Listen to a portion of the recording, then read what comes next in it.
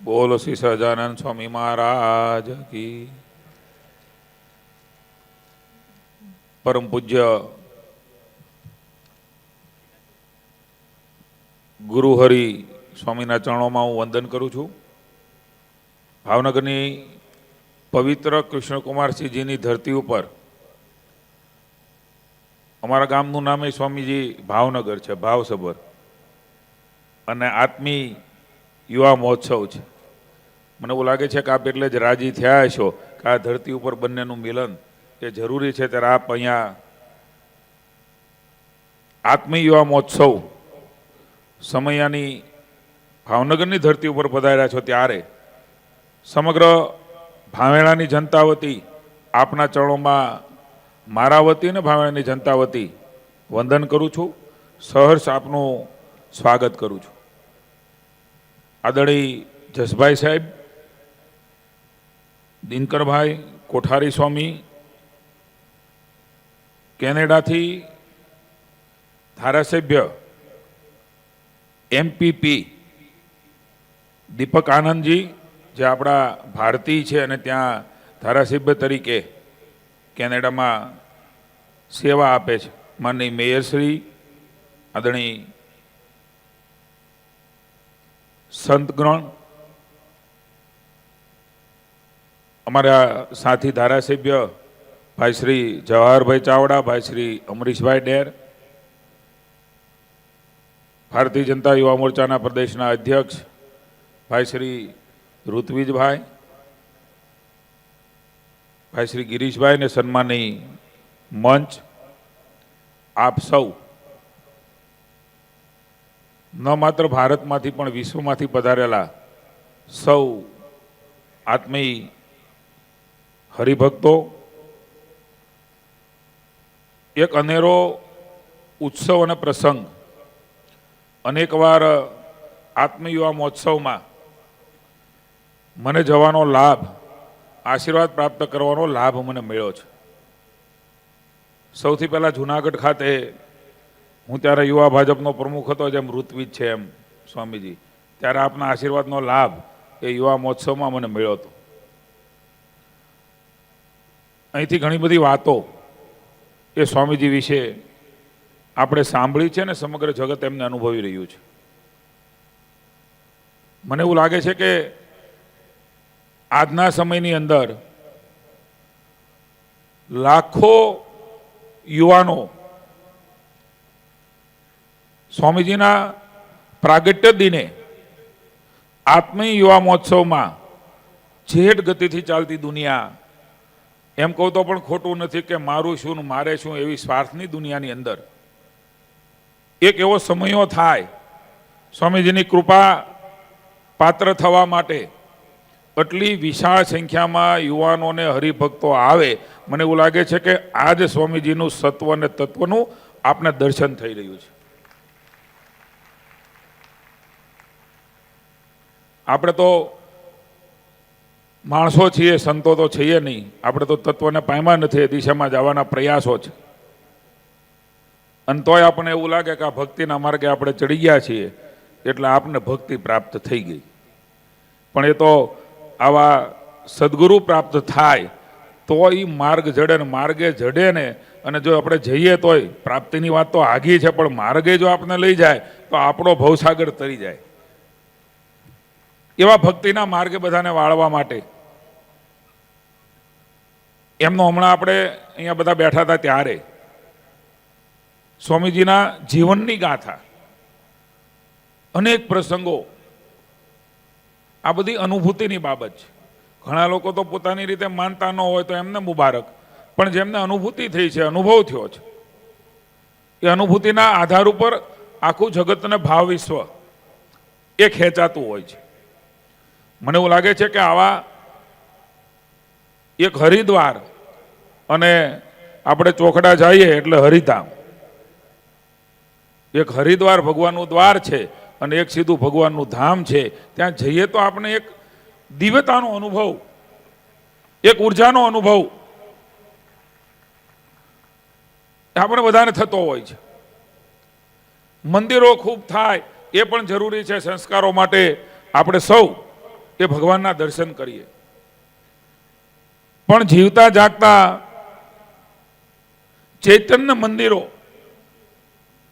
યોગી divine society દ્વારા પરમ પૂજ્ય હરિપ્રસાદ સ્વામીજીના આશીર્વાદથી આ જીવતા જાગતા ચૈતન્ય મંદિરો એટલે આ આત્મી યુવા મહોત્સવમાં પધારેલા યુવાનો એમને સંસ્કારો આવે, એ માર્ગે જાય, એમના માટેની ચિંતા મને એમ છે જો કોઈએ કરી હોય તો સમગ્ર વિશ્વમાં આ ચૈતન્ય મંદિરોની અંદર પણ દીપક સંસ્કારનો પ્રગટે, ભક્તિનો પ્રગટે, એના માટેની શરૂઆત એ પરમ પૂજ્ય હરિપ્રસાદ સ્વામીજીએ કરી છે અને એનું આપણને સૌને વિશેષ ગૌરવ છે.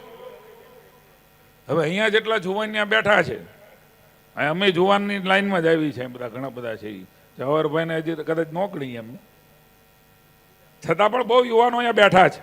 હવે આ અહીંયા આપણો યુવા આત્મી મહોત્સવ ન હોય, આત્મી યુવા મહોત્સવ, અને આપણા ઘરે કોઈ પ્રસંગ હોય ને આપણે કીધું હોય કે 2 કલાક બેહવાનું છે પલોઠી વાળીને, આમાંથી એકે બે ખરા? આ જ આપણને બતાવે છે. પણ હું એમ નથી કહેતો હવે તો બે હો, કારણ કે હવે તો યોગી ડિવાઇન સોસાયટીમાં જોડાઈ ગયા, એટલે હવે તમે બેસો, એ મને પાકી ખબર છે. કારણ કે એક સંપ્રદાય સાથે હરિપ્રસાદ સ્વામીજીના સાનિધ્યમાં, એમની નિશ્રામાં જ્યારે પણ આપણે આવીએ ત્યારે સ્વાભાવિક છે કે આપણા સમાજ જીવનની અંદરનો આપણો વ્યવહાર એ બદલાઈ જાય, ખબર પડી જાય કે યોગી ડિવાઇન સોસાયટી હરિધામ ચોખડાનો એ હરિભક્ત લાગે છે. લાખોની કરોડોની સંખ્યાની અંદર આપણા જીવનની પલટાઈ જાય અને અન્યને અનુભૂતિ થાય કે આ કંઈક તત્વ જુદું લાગે છે, આ કોઈ ધર્મ સંપ્રદાય જોડાયેલો લાગે છે, એવી પ્રતીતિ આજના સમયમાં જે જરૂરિયાત હતી, એવું માનું છું કે એ યુવાનો માટે ખાસ આવનારું ભારતનું ભવિષ્ય યુવાનો છે. એવા વખતે સમયની જરૂરિયાત એ યુવાનોને અંદર આ પ્રકારના સંસ્કારોનું સિંચન, મને એવું લાગે છે કે સ્વામીજી આ ભારતની સામે ક્યારેય કોઈ આંખ ઊંચી કરીને જોઈ ન શકે, કારણ કે આ પ્રકારના યુવાનો એ આપ સમાજને પ્રાપ્ત કરાવો છો. ઠેઠ છેવાડાનો એરિયા એટલે વલસાડના આદિવાસી વિસ્તાર હોય, હું બધે ગયો છું, આપના બધા જ હરિભક્તોના દર્શન મેં કર્યા છે. મારી જાતને પણ હું ધન્યતા અનુભવું છું કે ભાવનગરની ધરતી ઉપર આથી 20-25 વર્ષ પહેલા આપનો ધબ્બો ખાવાનો મોકો પણ મને મળ્યો છે ને એમાં એક અંતરથી એક એવો શેવડો પીડ્યો હતો. એ વખતે હું ઘણો બધો નાનો હતો. અનેક જગ્યાએથી જ્ઞાતિ જાતિ ધર્મ સંપ્રદાય એ અલગ અલગ હોઈ શકે, જ્ઞાતિ જાતિ અલગ અલગ હોઈ શકે, પણ યોગી ડિવાઇન સોસાયટીને હરિધામારે જોડાણા એટલે બધું જ ભૂલીને કેટલી, આજે તો હું 2-3 જગ્યાએ રસ્તામાં હતો સ્વામીજી, મને એવું લાગે છે કે આખા ગુજરાતમાંથી રસ્તો બધો ભાવનગર બાજુ જ નીકળતો હતો, બધી ગાડીઓ, બધી બસો, ચારે કોર. હું લગભગ 1-1 કલાક તો હું ટ્રાફિકમાં ઊભો રહ્યો છું. મારે પોલીસ હતી તો એ માલ નહીં, બધા મને એવું કહેતા કે તમે આ રસ્તેથી હાલજો. અત્યારે હંતાઈ નામથી ઇસ્કોનમાંથી આવ્યો. એટલો બધો ભક્તોનો સહેલાબ એ ભાવનગરની આ પવિત્ર ધરતી ઉપર સ્વામીજી આપના કારણે શક્ય બન્યું છે. હું અહીંયા પહેલા પણ આવ્યો, એમ જંગલમાં મંગલ, જંગલ તો મંગલ જ કહેવાય, આમ આપણે કહીએ છીએ જંગલમાં મંગલ, પણ આ જગ્યા ઉપર આપણે પહેલા આવ્યા હોઈએ તો મને એવું લાગે છે કે આટલા દિવસમાં ઊભું થાય એ શક્ય જ નથી. આપના આશીર્વાદના કારણે આ જગ્યા ઉપર આપણે બેઠા છીએ ને. હવે અમારા તકલીફ ગુરુપ્રસાદ સ્વામી એ થવાની છે કે રોજ ભજીયા ખાવાની ટેવ પડી ગઈ છે. એ અમારે ક્યાં કાલથી જવું એ મુશ્કેલી છે. એક આત્મીયતાનો નાતો જોડવાનો, બધાને એમ થાય કે મારું છે, આ મારી સંસ્થા છે. અહીંયા એક એવો અટલ વિશ્વાસ સાથે કે થાય જ ન કેમ થાય. અજાણ્યા લોકો વાળા કામ પડવાનું તો પણ જે પ્રકારે સંતોએ, હું ત્યાંથી આમ આપણો આમ આખું ફાટી જાય. હવે એન્જિનિયરોએ સુનિલભાઈ અહીંયા કામ ન લાગે એ પ્રકારની વ્યવસ્થાઓ એકંદર હું જોતો તો અહીંયા આવતો ત્યારે સંતો જે પ્રકારે મહેનત કરતા હતા બધું સ્વયં ઊભું કર્યું છે. જેટલું દેખાય છે એટલું.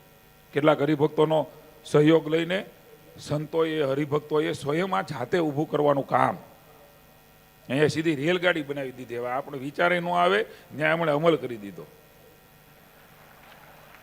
એમાંથી સ્વામીજી પધારે. મને એવું લાગે છે કે ભાવનગરની ધરતી પણ ખૂબ પવિત્ર બની છે. અને જે ધરતી ઉપર આમાં સમયાની મજા, અહીંયા બધા યુવાનો બેઠા ને એટલે મને મજા આવે છે વાત કરવાની. તમને 1 વર્ષ, બીજું વર્ષ, ત્રીજું વર્ષ, દર વર્ષે નવું નવું લાગે છે કે નહીં? આ વખતે એથી વધારે સારું લાગ્યું કે નહીં? 2020માં તો અતિ સારું છે, પણ દરેક વખતે સારું થાય, ક્યાંક નવી અનુભૂતિ થાય, શ્રેષ્ઠતાનો ને દિવ્યતાનો અનુભૂતિ થાય, ત્યારે એમ માનવું કે આપણે જ્યાં છીએ ત્યાં સાચા છીએ ને એ જ સત્વ છે, એ જ ભગવાન છે. માણસથી આ શક્ય નથી. મજા જ આવે. તમે કેટલાય કિલોમીટરોથી હોય ત્યારે રાતે જાઓ તો કદાચ કાલ સાંજે પહોંચશો. હું તો આખા રાજ્યમાં ફરું છું એટલે મને ખબર છે કેટલા કલાક થાય એમ. કેટલાક તો હજી કાલ રાતે પહોંચે તો સારું. એવી આઘી જગ્યાઓ ઉપરથી તમે અહીંયા પધાર્યા છો અને તો પણ અંદરથી ઉર્જાનો સંચાર કરીને આપણે જઈએ છીએ. મને એવું લાગે છે કે આ હરિપ્રસાદ સ્વામીના, ભગવાન સ્વામિનારાયણના આશીર્વાદથી જ શક્ય બને છે. બાપજી, આપના આશીર્વાદ સદૈવ અમારા ઉપર બનતા રહે. આ પવિત્ર ધરા ઉપર આપ આવ્યા છો ત્યારે અનેક કામો, જો સ્વામીજી પધારે ને ત્યારે અનેક કામો થઈ જાય. કૃષ્ણકુમારસિંહજીએ સ્વામીજી આ તળાવ અમારા ગૌરીશંકર બનાવ્યું હતું. હવે અમારા માટે એક લાગણીનો બધાનો નાતો, એક એવા વિઝનરી રાજવી, પ્રજાવાત્સલ્ય રાજવી જેણે રાજ કર્યું. અમારા બધાની લાગણી હતી કે સૌની યોજનાની અંદર જો આ પાણી અહીંયા આવી જાય ને તળાવ ભરાઈ જાય તો ભાવનગરની સમસ્યાને ભૂખ બે ભાંગી જાય પાણીની. હવે યોગાનું યોગ આપણું આવવાનું, આપણું તારીખ નક્કી થવાનું, મારું મુખ્યમંત્રીશ્રીને અમારી આખી ટીમને પાછળ પડવાનું અને સૌની યોજનામાં પાણીની અવેલેબિલિટી હતી એટલે અહીંયા નજીક જ છે એટલે આ વાત કરું છું. હું કોઈ આ સ્થાન ઉપરથી પોલિટિકલ વાત નથી કરવા માંગતો, પણ અહીંયા બોળ તળાવની વાત આવે ને એટલે શિક્ષર આખું હિલોળે ચડી જાય. અહીંયા બોળ તળાવ સૌની યોજનામાં સ્વામીજી આપના આવતાની પહેલા આપે તારીખ આપી દીધી હતી. માની મુખ્યમંત્રીશ્રીએ બોળ તળાવ ભરાવાની મંજૂરી આપી. મને એવું લાગે છે કે આવા સંતો અહીંયા પધારતા હોય, આવું સત્વ પધારતું હોય ત્યારે સમાજના પણ શ્રેષ્ઠ કામો ચોક્કસ થતા હોય છે.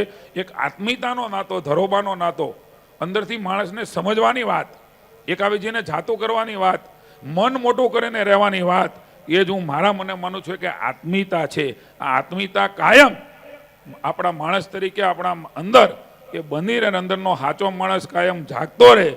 અને એ જાગતો રહેવા માટે આપણે હરિપ્રસાદ સ્વામીના સાનિધ્યમાં કાયમ રહીએ, એમના આશીર્વાદ કાયમ મળે તો જ અંદરનો માણસ જાગે. બાકી ભીડમાં માણસ ખોવાઈ જવાનો એ નક્કી છે.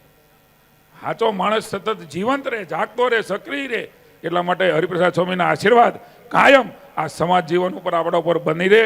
અને યુવાનોમાં એમણે જે સંકલ્પો કર્યા છે કે આ યુવાન, આવનારી પેઢી આવી હોવી જોઈએ, એવા યુવાન, તરબતર યુવાનો, સંસ્કારી યુવાનો, આદિત્ય આપણું ધર્મ છે એ ધર્મનું આધિપત્ય હોય એવા યુવાનો આ સમાજને મળે, એવા સંકલ્પો આપણે તો ન કહી શકીએ સ્વામીજીને કે પૂરા સ્વામીજી ભગવાનને અમે કહીએ થાય એમ, એ તો થાય જ.